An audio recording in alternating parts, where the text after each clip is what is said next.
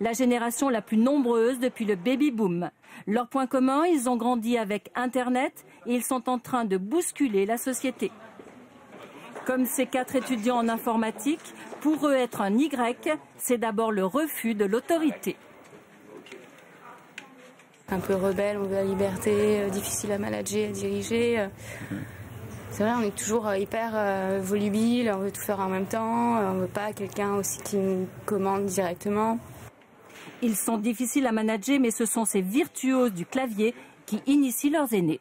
C'est intéressant parce que pour une fois que c'est les enfants qui apprennent quelque chose à leurs parents, de ce point de vue-là, quand même, c'est quand même assez intéressant et c'est cool, quoi.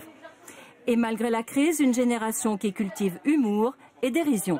Entre l'ordi au boulot, l'ordi à la maison, les smartphones, tout ça, on dit stop, quoi. Et on allume la télé. Comme ils sont nés dans une période de relatif désenchantement, enfin ils ont été éduqués dans une période de relatif désenchantement, ils ont construit par rapport à ce malaise de la société un rempart par l'humour en fait et par l'ironie. De l'humour, mais aussi une nouvelle façon d'aborder le travail. Comme Patrice Bonfils, les Y préfèrent monter leur propre boîte. C'est une agence que j'ai créée avec Christophe et Stéphane il y a 3 ans et demi. Au début, on n'était que tous les 3, et puis dans un tout petit bureau, et maintenant on est une bonne dizaine dans un plus grand bureau, vous voyez. Musique et travail, un mélange qui leur permet, paraît-il, de mieux se concentrer. Des moins de 30 ans, tous égaux, créatifs ou commerciaux ici, pas d'hierarchie. Des petits génies de l'informatique auxquels de grandes marques font aujourd'hui appel pour diffuser leur image sur le net.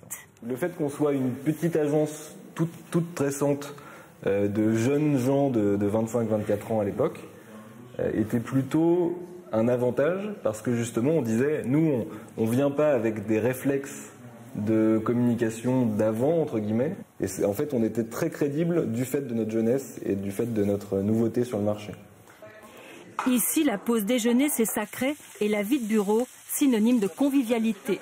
Et pour ceux qui ont déjà travaillé dans une grande entreprise, plus question d'être considéré comme un pion. Moi, je suis quelqu'un qui a besoin d'avoir des idées en permanence dans son travail. Et j'étais sur des postes où mes idées n'avaient pas le droit de dépasser le simple cadre de ma fonction, et ce qui posait pas mal de problèmes.